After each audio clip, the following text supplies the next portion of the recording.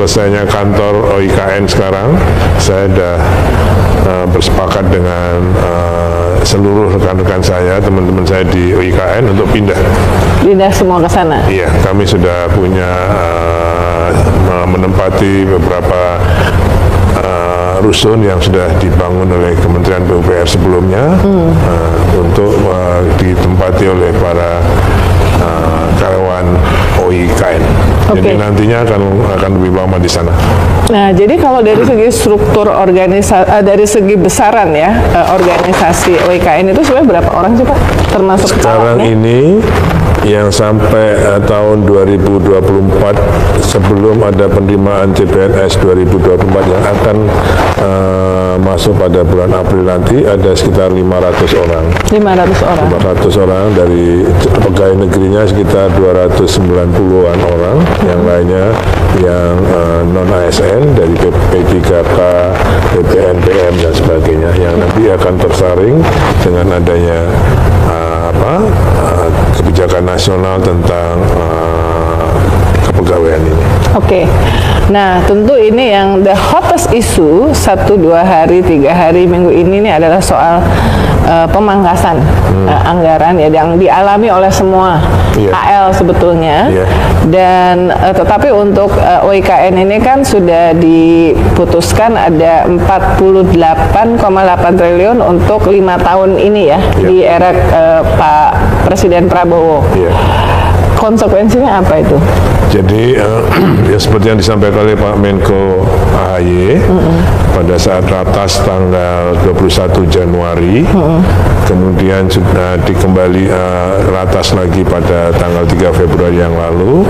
Jadi Bapak Presiden telah menugaskan pada kami untuk menyiapkan, menyelesaikan ekosistem untuk yudikatif dan legislatif. Sekarang yang dianggap selesai pada tahun 2024 ini adalah eksekutifnya. Ada kantor presiden, kantor-kantor Kemenko, dan rumah jabatan menteri, kemudian ada kantor-kantor beberapa kantor swasta yang masuk, kemudian prasarana lainnya, air minum, listrik dan sebagainya, itu baru yang dianggap sebagai ekosistem eksekutif. Bapak Presiden mempunyai target, cita-cita, keinginan agar IKN ini menjadi ibu kota politik pada tahun 2028. Dan saya tanya apa itu ibu kota politik, beliau menyampaikan ya semua ekosistemnya yudikatif, eksekutif dan legislatif sudah siap untuk beraktivitas di sana, dengan asumsi bahwa kalau itu pemerintahan sudah bergerak di sana, semua kegiatan ekonomi akan mengikuti. Jadi beliau ingin berkantor kalau sudah siap semua pada tahun 2028. Artinya sampai itu siap di tahun 2028, Presiden akan tetap berkantor di Jakarta, di istana Jakarta. Saya kira implisitnya begitu. Itulah yang disiapkan dengan anggaran 48,8 triliun. Kalau ibu kota politik itu kira-kira referensinya kayak Canberra, Pretoria, Afrika Selatan, Washington DC dulu gitu pada ya? saat menyusun master plan kepindahan IKN ini, kita pelajari ada 90-an kota ibu kota negara, termasuk Astana, Brasilia, Canberra, Putrajaya. Putrajaya. Semua dipelajari, masuk yang Myanmar apa namanya itu ya, Myanmar segala semua dipelajari. Namun kami pada saat itu dengan Bappenas ingin supaya kota ini menjadi kota bukan hanya kota politik, bukan hanya kota administrasi, tapi ya ibu kota yang dengan karena kita punya Banjarmasin, kita punya Balikpapan, sehingga ketiga ekosistem kota itu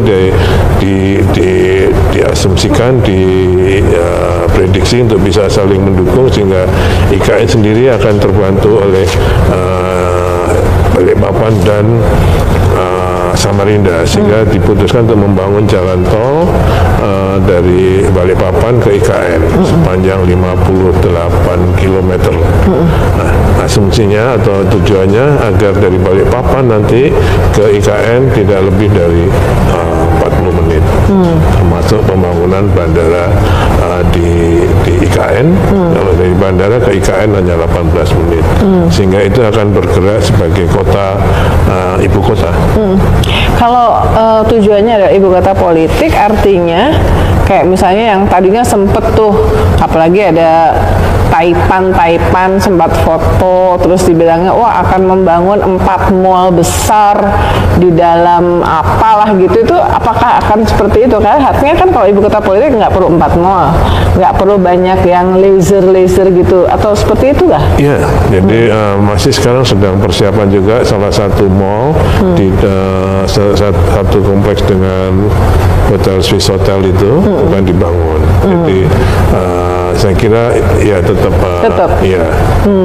Kemudian juga nanti akan ada sebentar lagi besok kami ketemu dengan investor yang untuk taman safari. Kita akan bangun taman safari di sana. Okay. Jadi dan perkantoran akan segera dibangun di sana. Jadi kalau highlightnya 48,8 triliun itu fokusnya akan membangun apa? Satu, kompleks indikatif. Ya. Jadi MK, MA, Komisi Yudisial, huniannya, kemudian kawasannya kita bangun. Kemudian legislatif juga, DPR, MPR, DPD, huniannya, dan kawasannya kita bangun. Jadi termasuk jalan-jalan dan sebagainya, termasuk juga itu tadi perkantorannya semuanya, termasuk ekosistem perkotaannya. Jadi itu yang kami desain dengan rencana anggaran yang 48,8 gitu. Termasuk pemeliharaan. Karena kan kalau bangunan nggak ditempatin biasanya malah agak bahaya. Sekarang ini fase satunya, tahap 1 yang dibangun pada tahun 2022 sampai 2024 yang dikerjakan oleh Kementerian PUPR berupa istana, kantor presiden, 4 Kemenko, berarti 16 tower, kemudian nanti 47 apartemen, 36 rumah tapak menteri, dan juga kawasan lainnya, jalan-jalan kawasan.